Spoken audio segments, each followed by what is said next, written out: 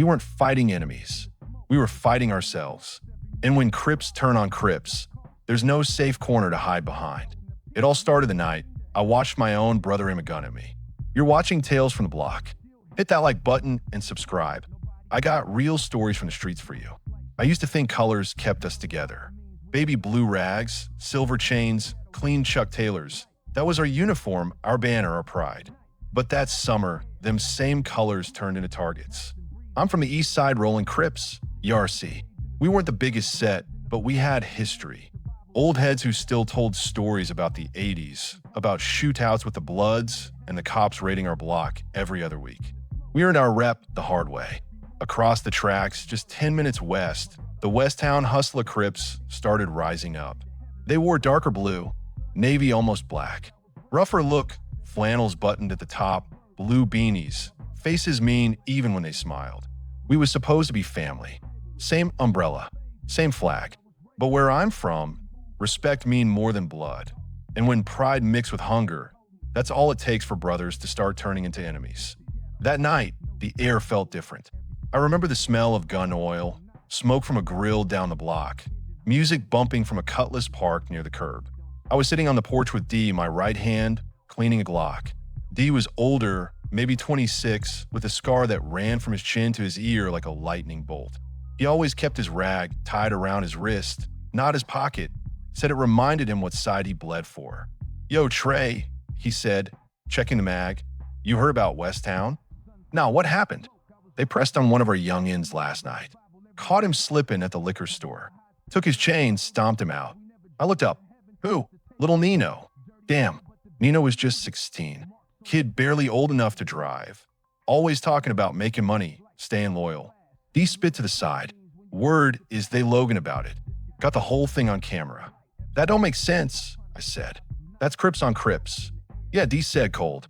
"Ain't no sense left in the streets, homie." By the next day, everybody was talking about it. Phones blowing up, people whispering on corners, rumors flying faster than bullets. The OGs tried to calm it down, said it was a misunderstanding. But when you humiliate a youngin' and put it online, misunderstanding turned to disrespect quick. I seen the video myself. Nino on the ground, hands up, blood on his lip. A voice Logan behind the camera. Westtown running east side now. Then a kick. Another laugh. Fade to black. That was it. The piece died right there. 3 nights later, we had a meeting behind the Roland Market. Our usual spot, graffiti walls, busted lights, smoke hanging low. About 15 of us stood in a half circle. D led the talk, voice low but tight. They crossed the line. We let this slide, they gon' think we soft. Someone from the back shouted, "Ain't no soft over here." D nodded. "Exactly. So tonight we pull up, let 'em know east side ain't playing." My chest felt heavy. I wasn't new to the game. I seen blood spill before, but this felt different. This wasn't no rivalhood. This was our own kind. "Yo, D," I said, "you sure this what we want? I mean, these the same dudes we broke bread with last year." He looked at me long and hard. "Trey, that was last year. They switched up. You switch up, you fair game." The others murmured in agreement. I stayed quiet, but something in my gut twisted. We rolled out just past midnight, 5 cars deep. Engines low, headlights off. The city felt half dead, half awake. Sirens in the distance, dogs barking. The smell of asphalt still hot from a day. We pulled up near Glenwood Avenue, Westtown territory.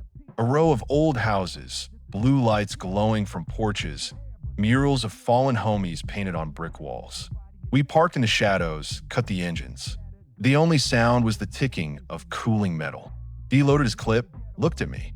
"You ready?" I nodded, but my hands trembled just a little. He smirked. "Don't freeze up now, soldier." We crept up the block, splitting in twos. I stuck with Ramo, a short, wide dude with gold teeth and too much energy. He whispered, "Man, I've been waiting for this. Westtown think they untouchable." I didn't answer. I just watched the dark. Then voices, laughter, music playing from a garage. We peeked around the corner, 3 of them Westtown boys chillin', smoke in the air, bottles on the table. They look like they ain't got a worry in the world. Ramo raised his piece. "Say less." Before I could blink, gunfire erupted, short bursts, then chaos. Sparks flew off metal, Glass shattered, somebody screamed. I dropped behind a car, heart hammering like a drum. Return fire came fast. They wasn't caught off guard for long. Bullets zipped past my ear, sharp, electric sounds that sliced the night. D yelled, "Fall back! Fall back!" We scrambled to the cars, tires screeching as we peeled off. No one talked until we was blocks away. D finally said, "We sent the message." But what message? That Crips could bleed each other now? The next morning, the hood was buzzing again. Word spread faster than ever. Westtown shot back. They hit one of our corners near the laundromat, left two of our youngins laid out. Nino was one of them. I found out standing right there on the sidewalk, blue tape fluttering, his mom screaming across the street. He was just 16. I ain't say a word. My throat felt closed. D walked up, his face stone cold. "This the cost, Trey. You knew that." I looked at him. "Did we even hit the right ones last night?" He shrugged. "Don't matter. It's war now." That's how it started. Not with a plan, not with a reason, just pride and payback. Every night, shots rang out somewhere. East Side cars cruising down Westtown streets, windows halfway down. Westtown sliding back through our alleys before sunrise. It got so bad, even the blood stayed quiet, watching from the sidelines like we was killing ourselves for sport. 2 weeks later, we met again, same spot, Roland Market. Tension was thick. D stood in the middle, hands up. "Listen," he said, "they took 2 of ours. We talking 2 of theirs." Someone asked, "What about the OGs?" They saying squash it. D laughed. "OGs don't run the block no more. We do." That's when I realized this wasn't about loyalty anymore. It was about ego. And once ego run the streets, nobody wins. That night, I couldn't sleep. I kept hearing Nino's mom crying. I kept seeing his face on that pavement. And in my head, I kept hearing my brother's voice. Marcus. Marcus was from Westtown. Yeah, my blood brother. We took different paths after Pops died. I stayed East Side, he went Westtown. We used to joke about it. 2 Crips, 1 house. But now, that joke could get either of us killed. I hadn't talked to him in months.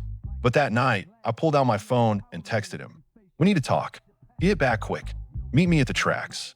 Midnight. The train tracks ran between our sets like a scar. Long stretch of rust and gravel. No lights. Just the hum of power lines.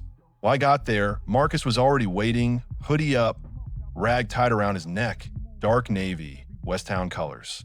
He looked tired, older than his 24 years. We stood in silence a minute, just the wind and distant sirens between us. "You really with them East Boys now?" he asked. "I've been with them," I said. "Ain't new." He kicked a rock. "You hear what they did to Darnell?" I nodded. Darnell was his homie, Westtown soldier, shot last night in a drive-by. "Yeah, I heard." He looked up at me, eyes cold. "Your people did that." I swallowed hard. "Wasn't me. Don't matter. You were the flag, you part of it." I stepped closer. Same could be said for you. Bro Nino was 16.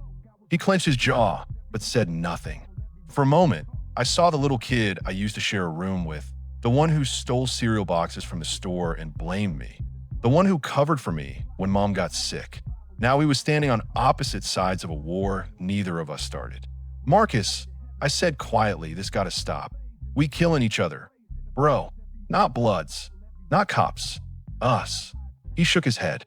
"You think I don't know that? But try telling them fools on my block. They already made up their minds. Same as yours." Then he looked me dead in the eye. "Stay off my side. I ain't warning you again." He turned and walked off into the dark. I just stood there, breath fogging in the cold air, wondering how far gone we really were. Days turned into weeks, weeks into months. The war got worse. By July, 10 bodies had dropped, all Crips. Police locked down both sides. Helicopters circling at night, spotlights sweeping over rooftops. SWAT kicking in doors like they was hunting terrorists. Every siren made my chest tighten. Even the kids stopped playing outside. You could feel the fear, thick, heavy, permanent. One afternoon, I was sitting on the curb outside the corner store, sun hitting hard, shirt sticking to my back. D pulled up in a white Impala, music low. "Get in," he said. I slid in, smell of sweat and cologne McZinn inside. He drove a few blocks in silence, then said, "We hitting back tonight." "Who this time?" "Westtown main spot. Their garage on 84th. I shook my head. That's suicide. He smiled a little. You scared? I looked out the window. I'm tired. He sighed. We all tired. But tired don't win wars. That line stuck with me. But I ain't argue. I knew D too well. Once his mind's made up, that's it. That night, I geared up, hoodie, gloves, blue rag in my pocket. I checked the Glock, loaded and clean. I thought about Marcus. If he was there tonight, what then? We met up at the alley near 82nd. For cars this time. Everybody quiet, eyes cold. D gave the signal. Engine started. We moved. The drive felt endless. Streetlights flashing through the windshield. My heartbeat keeping pace with the hum of the tires. When we turned onto 84th, I saw it, the garage. Big metal door half open. Laughter inside. Smoke floating out. D whispered, now. We jumped out, guns raised. The world exploded. Glass shattering. Echoes bouncing off brick. Dogs barking somewhere far away. I fired 2 shots, not even sure where. Adrenaline drowned everything. Then I heard someone yell my name. Not D. Marcus. Time froze. He was right there across the garage, gun in hand. We locked eyes. He hesitated. So did I. Then someone behind him fired.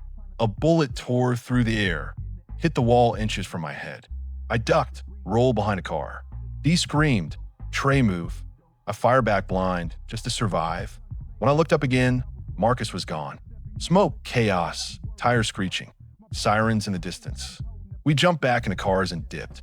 Hearts pounding, lungs burning. D was Logan, that wild, manic laugh he gets when he's high off adrenaline. Yo, that's how we do it. But all I could think about was my brother's face in the smoke. Back home, I sat on the edge of my bed, hands still shaking, guns still warm, the city outside still humming with sirens. I stared at my reflection in the cracked mirror, blue rag hanging from my pocket, blood splatter on my hoodie. We were supposed to be one family. Now, I couldn't even tell who the enemy was anymore. And deep down, I knew, next time me and Marcus crossed paths, there wouldn't be no hesitation. I didn't sleep for 2 days after the garage. Every time I closed my eyes, I saw Marcus standing in that smoke. Same bloodline, same flag, same fear in his face. The streets didn't give me time to breathe though. Out here, guilt don't get a day off. By Monday, Eastside was already plotting the next move. The word war wasn't just talk anymore, it was business. Every corner, every alley, every handshake came with suspicion. The air in Watts was thick, not with smog this time, but tension. You could feel like static. Even the dogs barked quieter. I kept my hoodie up everywhere I went, kept my voice low when I spoke. The police had doubled patrols, but they weren't stopping the bodies from dropping. They were just picking up the pieces. And no matter where the bullets landed, it was always the same color bleeding on both sides. D called a meeting 2 nights later at the car wash on 109th. The whole lot smelled like oil and soap, neon lights flickering against puddles on the pavement. Half a dozen of US stood in a circle, our shadows warping on wet concrete. D leaned on the hood of his Impala, cigarette glowing between his fingers. You all seen what happened last time, he said, calm like he wasn't talking about chaos. They think we hurt. They think we scared. So tonight we flip it. I just stared at the ground.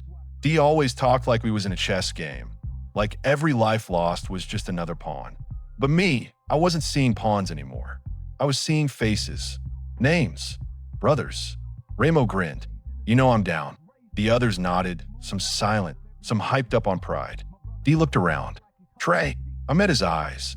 You sure this ain't just about getting even for last time? He tilted his head. Everything's about getting even. That's what balance is. I didn't argue, but inside, something in me started breaking. I just didn't know it yet. Later that night, I drove through the neighborhood alone. Streetlights humming, graffiti glowing under orange lamps. Walls tagged with the same letters both sides claimed. R.I.P. Nino. R.I.P. Darnell. Same blue spray paint, different sets, same pain. Kids weren't outside no more. The block that used to sound like life, music, laughter, cursing, now sounded like waiting. Waiting for the next hit, the next car rolling slow. I passed the tracks, that same place me and Marcus met. For a second, I thought I saw him there again. Hoodie up, still as a ghost. But when I blinked, it was just the wind and shadows. The next morning, I found out D had already moved without telling me. He and a few from the crew hit a West Town stash spot, middle of the night. No deaths this time, just fire. They torched everything. Cars, crates, the walls still smoking by sunrise. It was meant as a warning. But warnings don't work when everyone deaf from anger. By the next evening, word came back. West Town hit back harder. 2 of ours got caught slipping at the food mart. 1 lived, 1 didn't. That's when I stopped pretending we could win this. A few days later, I pulled up to D's crib. He was in the garage, shirt off, wiping down his gun like it was something sacred. Music played low, old school West Coast, the kind that sound like memory and menace at the same time. Yo, I said. He didn't look up. What's good, Trey? You out of control, man. This ain't balance. This suicide. He smirked. You sound like them church folks on the corner. I sound like someone who's tired of burying the same colors. That got his attention. He put the gun down slow, turned toward me. You forget who started this, he said. They disrespected us first. And what you think we're doing now? Respect. He stared at me like he couldn't decide if I was a friend or a problem. Finally, he said, if you ain't riding with us, stay out the way. I left before I said something that'd make me regret it later. That night, I drove to my mom's house. She still lived in the same small apartment off 103rd, same cracked steps, same smell of jasmine from the window plants she kept alive longer than any piece this block ever knew. When she opened the door, her eyes looked tired but soft. Baby, she said, you okay? I tried to smile. Yeah, Ma, just been busy. She hugged me anyway tight. Busy ain't the same as safe, Trey. Inside, the TV was low, some old show playing, lights dim. She sat me down, handed me tea like it could fix the war in my chest. You seen Marcus? She asked. The question hit harder than I expected. Not lately, I lied. She nodded slow. I keep praying for you boys. Don't even know what side to pray for no more. Her voice cracked just a little, and I looked away. All them colors, all that pride. None of it looked worth it in her living room. When I left her place, I found a note on my windshield. Folded paper, no name, just 1 line. Meet me behind the church. Midnight. I knew the handwriting. Marcus. The church sat at the edge of both territories. Neutral ground once, now empty most nights. When I pulled up, I saw him standing by the side gate. Hoodie up again, navy rag on his shoulder. We didn't say nothing at first. The streetlight buzzed overhead, casting that old orange glow between us. You still breathing, he said finally. Barely, I said. You? He gave a half smile. Same. I could tell he hadn't slept either. Eyes bloodshot, jaw tight. He kicked at a rock. You heard about that stash spot? Yeah, I said. That was D. I figured, he said. They came at us wild. Burned everything. He paused. They say you was there. I wasn't. Good. 'Cause if you were... He didn't finish the sentence. I took a breath. Marcus, we can't keep doing this. He laughed sharp. You think I don't know that? Half my boys either locked up or gone. And for what? A line on a map? I nodded. So let's end it. He looked at me long, then shook his head. Too late. D ain't stopping. Neither are mine. Only thing left is who breaks first. Then he said something that stuck to my ribs. Just promise me. If it come down to it, don't let them take me alive. He turned and walked into the dark before I could answer. Days blurred together after that. More police raids, more empty houses, more whispers. Even the older heads started disappearing, leaving town, laying low, acting like this was just another season that had passed. But for those of us still on the streets, there was no after. There was just tonight. Then one evening, the phone rang. Dee's voice came through, tight and urgent. They move in on our block right now. West Town deep. Get your strap and pull up. My stomach dropped. I looked at the clock. 9:47 p.m. The sky outside flickered with blue and red lights bouncing off clouds like lightning. I grabbed my hoodie, checked the clip, ran out. Every sound felt like it could be the last one I'd hear. By the time I got to the intersection of 105th and Compton Avenue, chaos had already started. Cars lined the street, doors open, engines idling. People shouting, running, ducking, the air thick with adrenaline and heat. I spotted D near the curb, barking orders, face lit by the glow of street lamps. Trey, over here, he yelled. Before I reached him, a sharp crack split the night. Not the sound itself, but what came after. Tires screeching, windows bursting, a flash that turned the street to daylight for half a second. I hit the ground. Someone grabbed my arm. It was Ramo, bleeding from his shoulder, eyes wide. "They hitting us from the back, bro." I dragged him toward the alley, the smell of burnt rubber and metal filling my nose. Sirens started closing in, the sound bouncing between buildings, getting louder every heartbeat. Dee was shouting something I couldn't make out. The world turned into echoes, silhouettes, running shapes in smoke. Then silence. Not peace, just pause. When I looked up, the street was empty except for flashing lights getting closer. Dee was gone. So was Ramo.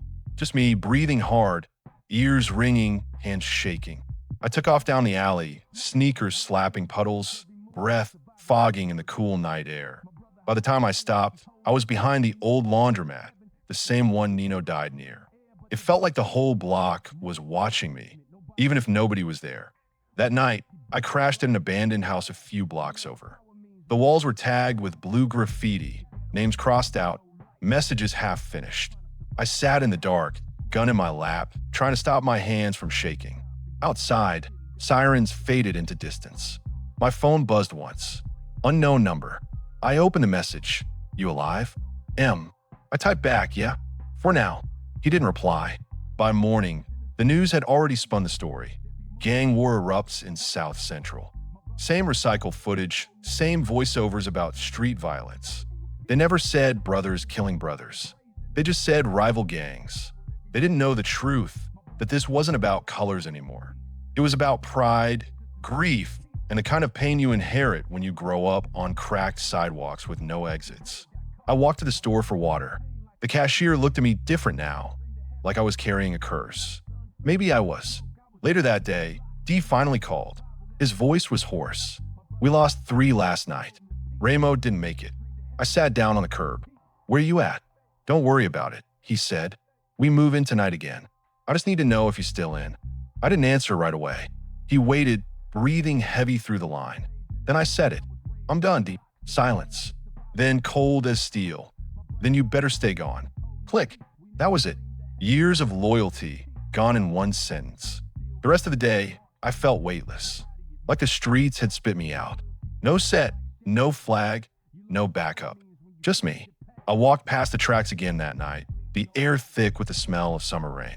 That's when I saw him, Marcus, waiting. He looked the same as ever. Navy hoodie, tired eyes. "You look worse than me," he said. I laughed once dry. "Guess we both losing." He nodded. "I heard about Ramo." "Yeah," I said quietly. "You think it's over now? He ain't gonna stop, but I'm done riding with him." Marcus studied me. "You sure about that? Ain't no walking away from this life clean." "I know, but I'm walking anyway." He smiled, sad and proud at the same time. "You always was the smart one." We stood there a long time. No words, just the hum of the city, the distant trains, the crackle of power lines, the soft hiss of wind through broken fences. Then he said, "Trey, next time they come for me, it might be your boy leading them." "I know," I said. He stepped closer, lowered his voice. "You still got love for me?" I looked him dead in the eye. "Always." "Then don't let this end the way it's heading." And before I could ask what he meant, he walked away again, fading into the dark like smoke. I went home and sat by the window until sunrise. The first light hit the street, bouncing off broken glass like glitter. I thought about Dee, about Marcus, about all the names that turned into murals. The war had eaten everything, and I knew it wasn't done yet. But for the first time, I didn't feel scared. I felt ready, because if the streets were going to keep killing family, I was done choosing sides. Next time, I was choosing peace, even if I had to bleed for it. I didn't sleep for 3 days after that night. Every time I closed my eyes, I saw that warehouse door slam shut, heard the echo of gunfire trapped inside my skull. The smell of smoke and sweat still clung to my clothes, no matter how many times I washed them. Even the water coming out the faucet felt dirty, like it was running through the same veins as our block. Poisoned, restless, waiting to explode again. They said the East Side Crips blamed us for starting it. They said we shot first. But I was there. I knew it wasn't that simple. Nobody started it. The war was already burning. We just poured more gasoline. The hood looked different now. Empty corners, boarded up windows, police cruisers creeping like sharks that smelled blood. Kids weren't playing outside anymore. Mothers started walking their sons to school, eyes low, clutching their purses like armor. Even the dogs barked different, short, nervous, like they knew something we didn't. I tried to keep my head down, but you can't stay invisible when the streets got your name in their mouth. Pray this, pray that. Cray set up the homie. Cray working both sides. Every rumor had my face on it. And in the game, rumors kill faster than bullets. One night, I got a call from D-Lo, one of the youngins from my side. His voice was shaky, like he was calling from inside Storm. Yo, Trey, they hit Smoke spot. My chest locked. Smoke was one of ours. Well, the last real one still trying to hold the crew together. What you mean hit? I said, gripping the phone. East side rolled through.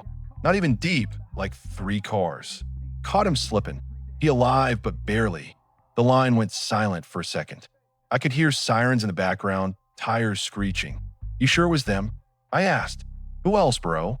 They left tags all over his wall. Yes, in blue. They want us to see it. He hung up before I could say anything else. I sat there, staring at my cracked phone screen, feeling the pressure in my chest build like it was going to split me open. The war wasn't slowing down. It was mutating, and every move we made just pushed us deeper into the dark. I drove over to Smoke's place that same night. The street was blocked off with yellow tape and flashing lights. I parked 2 blocks away, walked the rest of the distance in the shadows. When I finally saw his house, my stomach turned. Glass everywhere. The front door blown open. The walls tagged up in bright blue spray paint. Angry lines, disrespectful words. It wasn't just a hit, it was a message. And the message was clear. Ain't no sides anymore, only targets. I slipped around the back, stayed out of sight. Through a broken window, I saw paramedics carrying Smoke out on a stretcher. His face was pale, lips trembling, eyes half open. When he saw me through the crowd, he tried to lift his hand, weak, trembling, then passed out before he could finish the motion. That moment did something to me. All the noise in my head went quiet. All I could think was, this ain't what we fought for. We used to talk about building something, protecting the block. Now he was tearing it apart piece by piece. And for what? Colors? Pride. The same letters on different hats? I went back to the car, sat there in the dark, and called Lonzo, one of the older heads from the east side who still had some respect for me. We used to run together back in the day before the split. He picked up quick. Trey, you got a death wish calling me right now. His voice was tired, gravelly. I ain't calling for drama, I said. I'm calling cause this gotta stop. He laughed, a dry, broken sound. Stop? Homie, this train left the station months ago. You think I control them young cats now? Half of them don't even know why they shooting. They just trying to get a name. I'm not asking for peace, I said. I'm asking for sense. That's the same thing, he said. And sense don't live here no more. He hung up. I stared at my phone screen until it went black. Then I started the car and drove nowhere, just looping through the same streets that used to feel like home. Every corner looked haunted. Every tag on the wall felt like a tombstone. The next morning, D-Lo showed up at my apartment, sweating out of breath, eyes wild. They think you snitched, he said. I froze. Ooh, both sides, bro. They saying you're working with cops. That's why you ain't been around. My blood went cold. That's how fast it happens. One whisper, one wrong look, and your name's cursed. I ain't talked to no cops, I said. He nodded, but his eyes told me he wasn't sure if he believed me. That's the thing. Once fear sets in, truth don't matter no more. I grabbed my hoodie and gun from the table. I need to talk to them, I said. Trey, that's suicide, he said. They already set a meet for tonight. Word is they gone make an example. I looked at him. Then I guess I better show up first. That night, I pulled up to an empty parking lot by the old car wash on 98th. The same place we used to meet before everything went south. The lights were busted, flickering every few seconds. The smell of oil and burnt rubber hung in the air. 3 cars were already there, 2 from my side, 1 from theirs. When I stepped out, the silence hit different. No talking, no music, just tension thick enough to choke on. I spotted a few faces, some familiar, some not. And then I saw him, Tone, one of the East Side shooters. Young, hungry, reckless. The type who'd pull the trigger just to hear it echo. "Trey," he said, stepping forward, "word is you feeding info to the pigs." I looked him straight in the eye. "If I was, you wouldn't be standing here." The crowd murmured. He didn't like that. He stepped closer, hand twitching near his waist. Before he could say another word, a voice cut through the dark. "Enough." It was Spider, one of the few OGs both sides still listened to. He was leaning against a car, cigarette glowing in the dark. "This ain't the way," Spider said. "Y'all out here eating your own." Tone spit on the ground. "He's poisoned, Spider. You don't clean poison, you kill it." I felt the air shift. Every second was a trigger waiting to pull itself. Spider flicked his cigarette and stepped between us. "You kill him," he said quietly, "and the war never ends." Tone hesitated. His pride was louder than his logic. "Then so be it," he said. Before anything else could happen, headlights flooded the lot. Everyone froze. A black SUV pulled up fast. No plates, tinted windows. Doors opened, and masked men stepped out holding something heavy. For a second, nobody moved. Then chaos exploded. Screams, tires screeching, shadows running in every direction. I hit the ground, heart pounding, ears ringing. The air was thick with smoke and adrenaline. When I looked up, Spider was gone. Tone too. The lot was empty except for shattered glass and echoes. I crawled behind a car, gasping, trying to see who was shooting, but all I saw were flashes. No faces, no sides, just pure madness. And that's when it hit me. We wasn't at war with each other anymore. We was at war with ghosts. Fear, revenge, pride. All of it wearing our colors like a curse. I ran, didn't look back, didn't care who was behind me. When I finally made it home, I locked the door, dropped my gun, and just stood there. For the first time in years, I felt small, helpless. I couldn't tell who was friend or enemy anymore. Maybe there wasn't a difference. The streets outside were quiet, too quiet. But in that silence, I could still hear everything. The echoes, the lies, the promises we broke. I looked at myself in the mirror, eyes hollow, lips trembling. "This how it ends," I whispered. "We destroy ourselves till there's nothing left." I wanted to believe it wasn't too late. But deep down I knew, the block don't forgive. And it sure as hell don't forget. I woke up to the sound of knocking. Slow, heavy, deliberate. The kind that makes your heart beat wrong. For a second, I thought it was in my head, echoes from last night. But then it came again. 3 knocks. Pause. Then 2 more. I slid off the couch, stepped over empty bottles, and peeked through the blinds. Nothing but fog and silence. The block was still asleep, the kind of gray dawn that makes the world feel hungover. I opened the door halfway, hand still on a latch. It was D-Lo, hoodie up, eyes darting around. He looked older than he did a week ago, like the war carved new lines into his face. "Bro, you gotta move," he said, voice shaking. "They sang your name at every spot. East side, west, don't matter. Somebody put money on you." I didn't answer right away. My body was awake, but my mind was still crawling out of last night. "You sure?" I asked. He nodded. "They think you brought the masked dudes. They think you called it." I laughed, but it wasn't funny. "You believe that?" He didn't look me in the eye. I don't know what to believe no more. That hurt more than I expected. This was the kid I used to feed when his mom was strung out, the one I told to keep his head straight. Now he was standing on my porch, wondering if he'd have to choose between me and his own survival. "You should go," I said quietly. He hesitated. "What about you?" "I'll figure it out." He stared at me one more time, then pulled his hood tighter and walked off. I watched him fade into the mist, his sneakers scuffing the cracked sidewalk, and I realized that was the last piece of loyalty I'd left on this side of town. By noon, the block was crawling with whispers. My phone wouldn't stop buzzing. Unknown numbers, threats, warnings, fake apologies. Every message sounded the same. "It's over." I packed a duffel with whatever I could grab, clothes, cash, a photo of my mom. That picture used to sit on my dresser, a reminder of when she told me, "You can't fight every battle, Trey. Some of them you just gotta walk away from." I used to think she didn't understand streets. Now I realize she understood too much. As I zipped the bag, I saw movement outside. A car idled 2 houses down, tinted windows, engine rumbling like a growl. I froze. They didn't need to step out for me to know who they were. It could have been either side. Didn't matter anymore. I slipped out the back instead, cutting through the alley behind the old liquor store. Trash cans, graffiti, broken glass. My whole world reduced to decay and noise. A stray dog barked when I passed. Even it sounded angry. I moved fast, head down, until I hit the bridge near 103rd, the one that overlooked the riverbed where we used to skate as kids. I stopped there, just breathing, trying to decide where I could even go. Every street I knew was marked. Every safe house burned. It felt like the whole city turned into one big maze with no exits. That's when I heard a voice behind me. Crazy how quiet it gets before the block eats one of its own. I turned slow. Spider stood there, hands in his pockets, face unreadable. His shirt was half-tucked, dirt on his sleeves. Looked like he hadn't slept either. "I thought you were gone," I said. He shrugged. "You can't leave something that's in your blood." We stood there, the wind carrying dust between us. He stepped closer, eyes heavy. "You started something last night," he said. "Or maybe you just showed everyone what we really are." I wanted to argue, but I didn't have the strength.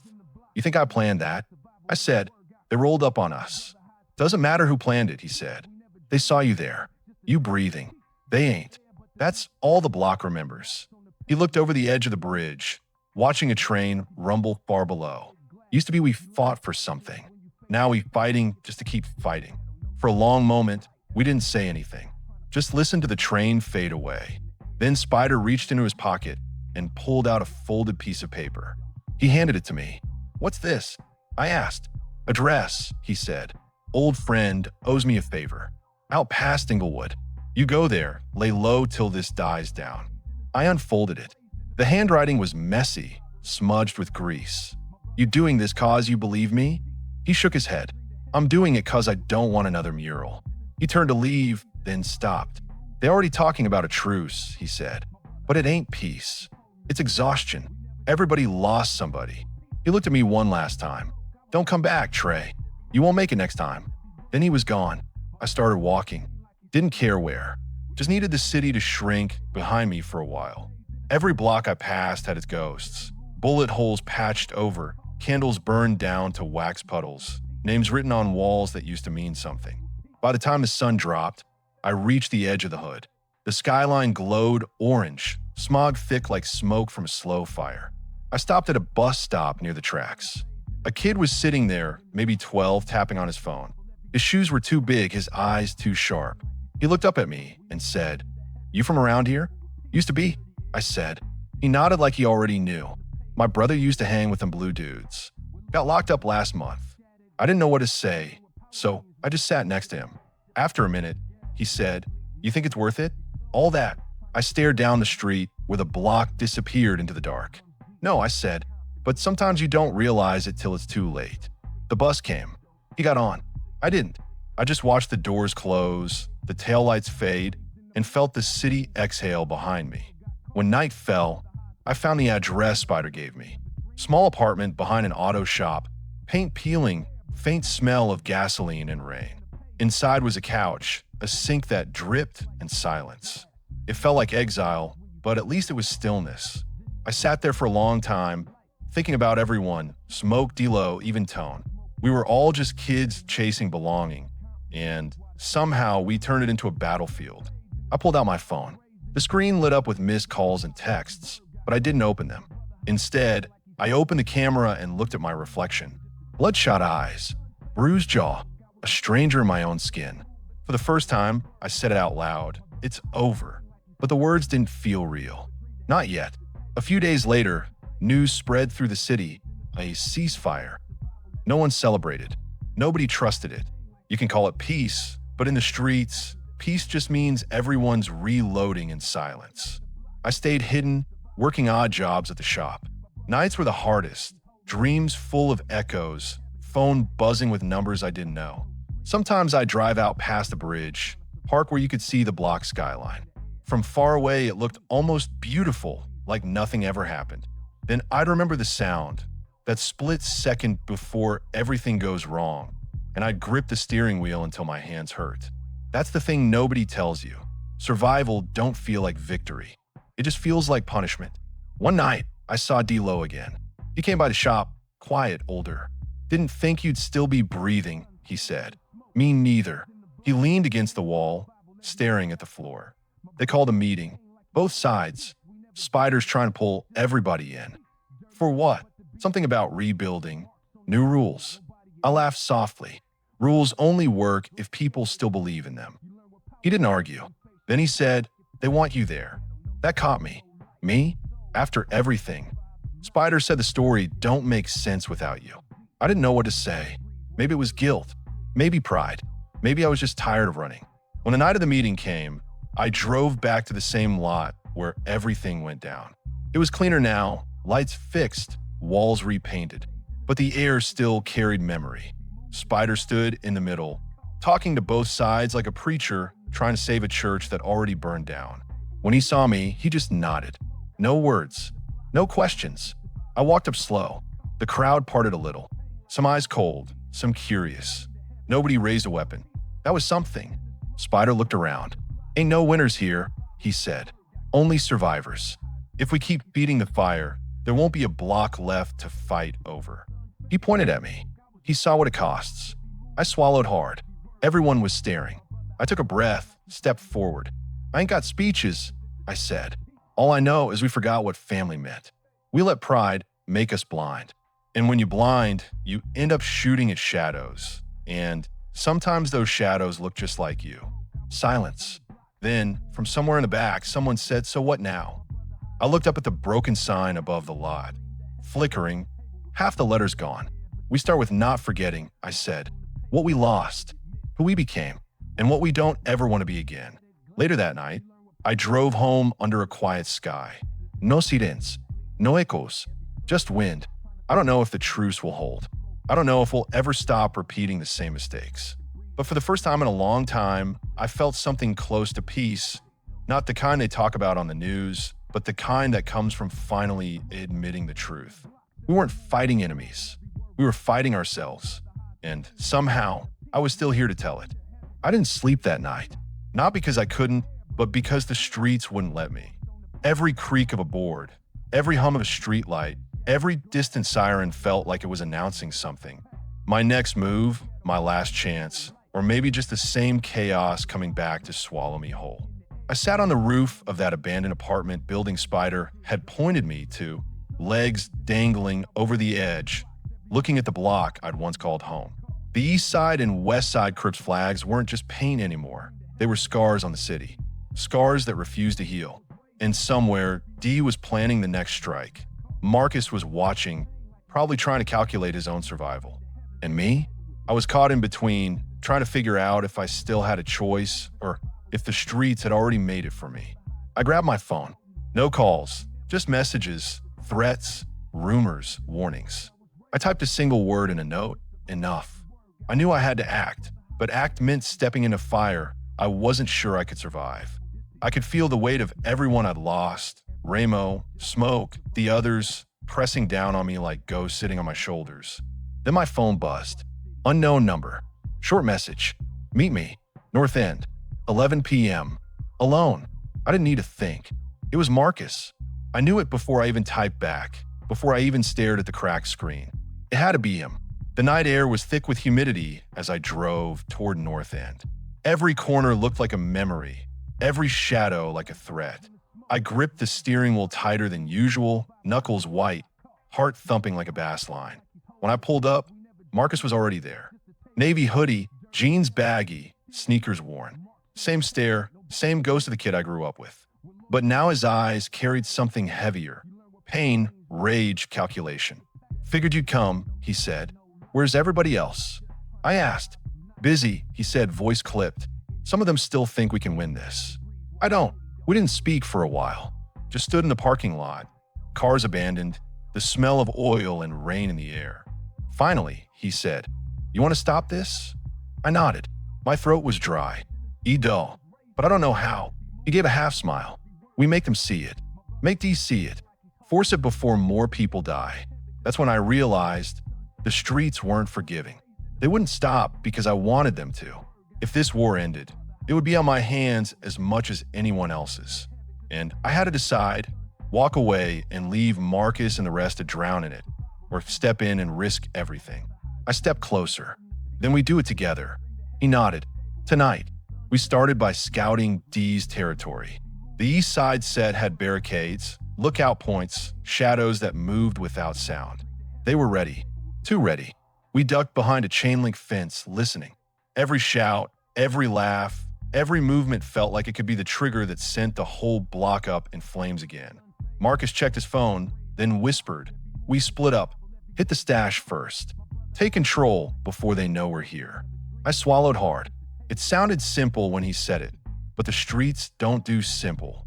Every step we took felt like walking on thin glass. One wrong move, and the cracks would swallow us whole.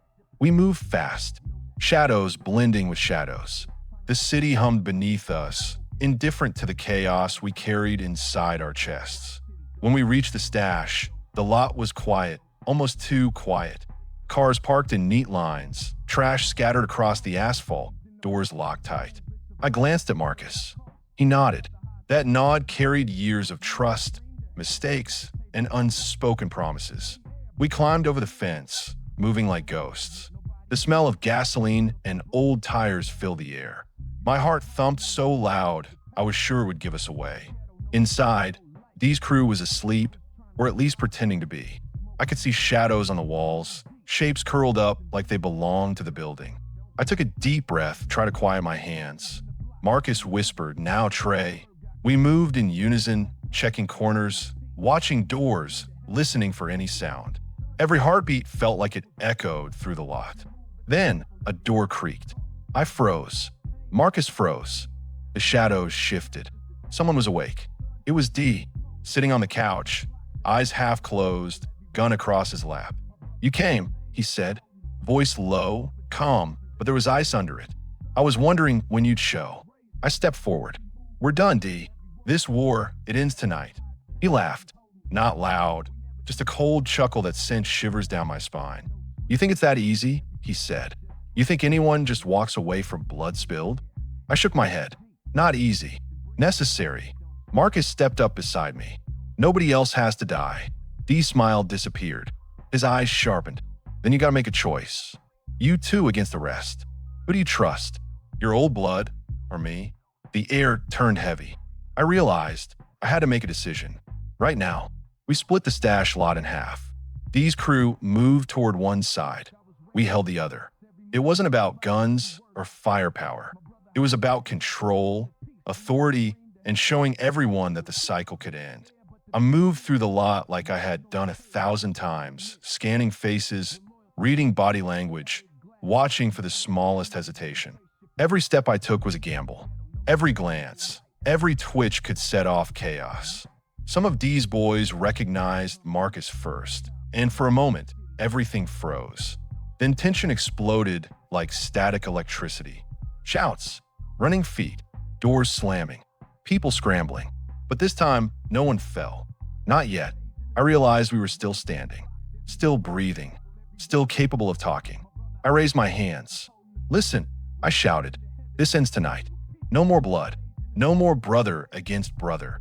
Silence. Then murmurs. Dee stepped forward, face tense. "Why should we believe you?" I met his eyes. "Because I'm the one who's been in the middle. I've seen both sides bleed. I've buried names you all cared about. And I'm telling you, this ends tonight, or we all lose everything." Marcus added, "We're not asking. We're telling. You know it's true." Dee stared at us for what felt like forever. Then, slow, deliberate, he lowered his gun. The rest of the room followed. For a second, it felt like peace. But the streets don't do clean. Not like this. Not ever. Outside, the block waited. The streets, the alleys, the corners, they knew what we'd done. And somewhere, there was a whisper, warning, threat, or maybe hope. I couldn't tell. Marcus and I stepped outside together. We looked at the graffiti-stained walls, the broken windows, the echoes of gunfire still lingering. "We did it," he said, voice soft, relief hidden under the roughness. I shook my head. "Not yet. This only works if everyone believes it." He nodded. "Then we make them believe." We walked the block that night, talking to anyone who would listen. The young ones, the older heads, those who had survived last week, last month, last year. We told them the truth. The war didn't have to keep going. That loyalty didn't mean dying. That respect could be earned without blood. Some believed us. Some laughed. Some just stared. But it was a start. By the time sunrise hit, the streets looked a little different. Not fixed, not healed, but quieter. Less tense. Less like a powder keg waiting for a spark. And for the first time in weeks, I felt something I hadn't felt in a long time. Hope. We didn't go back to our old lives. No more East Side, no more West Side. Just names, faces, and promises not to let this happen again. Marcus and I stayed close, watching the block, watching each other, knowing that even if the streets called, we had the power to answer differently. Dee disappeared after that night. Nobody knew where he went. Some said he left town, some said he was hiding, some said he was plotting. Didn't matter. We survived, and that's what mattered. The block would never be the same, but maybe, just maybe, some of us could be. The streets were quiet the morning after the meeting. Not the kind of quiet that brings relief, but the heavy, brittle kind that makes your ears ache. The kind that hangs over every cracked sidewalk, every faded graffiti tag, every broken chain link fence. The block looked different in this quiet. Stripped down, bare, waiting to see if it would survive or collapse under its own weight. I sat on the hood of my car, parked on 98th, staring at the familiar chaos. Nothing had really changed. The alley still smelled of burnt rubber and old smoke. The corner store still had its neon flickering like a heartbeat, and the sounds of distant police sirens droned like a pulse in the background. But there was a stillness now, a fragile one, as if the streets were holding their breath, waiting for the next spark.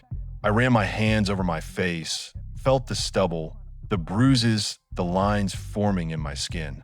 Every battle left a mark. Every loss carved a scar in the soul. I could feel it in my chest, the weight of everyone I'd lost, everyone I'd seen betrayed, and everyone I'd failed to save. It was a debt the block would never forgive, and I was still standing in the middle of it, trying to figure out what surviving really meant. I thought about Marcus. We'd walked the block together last night, talking to anyone who would listen. Old heads, young ones, people who'd been waiting for someone to tell them it didn't have to be this way. Some listened, some laughed, some just stared, their faces etched with suspicion and pain. He stayed behind me when I walked into alleys or past corners where the shadows seemed too thick, too dangerous. I think he knew I was fragile. I think he knew that surviving wasn't about guns or bullets anymore. It was about holding yourself together long enough to see the sun rise again. We didn't speak much this morning. Words weren't necessary. The silence between us carried the weight of months, years, even of struggle, betrayal, and blood spilled. It was enough that we were both still here. The block was waking up slowly. Kids appeared, rolling through streets on battered bicycles, their laughter sharp and bright against the background of cracked asphalt. Mothers walked their kids to school, clutching their hands like armor, eyes wary, scanning for any sign that the old chaos had returned. A stray dog darted across the street, pausing to sniff the trash before disappearing into the alley. And somewhere, I heard the faint rattle of a lowrider engine, echoing off the buildings like a heartbeat trying to restart. I knew the war wasn't over. Wars on the block never end. But something had shifted. Something fragile had begun to heal. I walked past the old liquor store, memories hitting me in waves. The first time I'd ever carried a gun, the first time I'd made someone bleed, all the decisions that had brought me here to this rooftop moment of quiet reflection. I remembered Smoke, lying in that hospital bed, eyes half open, lips trembling. I remembered Dee laughing at the stash, voice cold and calm. I remembered the faces of kids too young to understand, staring from the corners of streets where the gunfire had echoed for months. And I realized something I hadn't admitted before. Surviving didn't mean you were strong. Surviving meant you were carrying everyone else's weight on top of your own. I went back to the apartment Spider had given me. It was quiet, empty, the only sound the dripping of a leaky faucet in the kitchen. I sat at the small table, staring at the walls, tracing the cracks with my finger. Every scratch, every chip in the paint reminded me that nothing lasts forever. I pulled out my phone and stared at it. Messages, calls, threats, They were still there, but I didn't touch them. I didn't answer. I didn't have to. Sometimes the hardest part of surviving is letting the noise go. That evening, I went out for a walk. The streets were emptying as night approached, shadows stretching long and dark over the cracked pavement. I passed the corner where Dee's crew used to gather. No one was there, just the flicker of a street light and the faint smell of smoke. I thought about going back to the block I knew, back to the streets that had raised me, back to the people I had loved and lost. But I didn't. I just kept walking, letting the silence grow around me. Sometimes leaving is the only way to survive. I ran into D-Lo a few blocks down. He was leaning against a wall, hoodie pulled tight, eyes scanning the street like he was expecting something to jump out at him. When he saw me, he straightened up. "You still breathing?" he said. "Yeah," I said, voice low. "For now."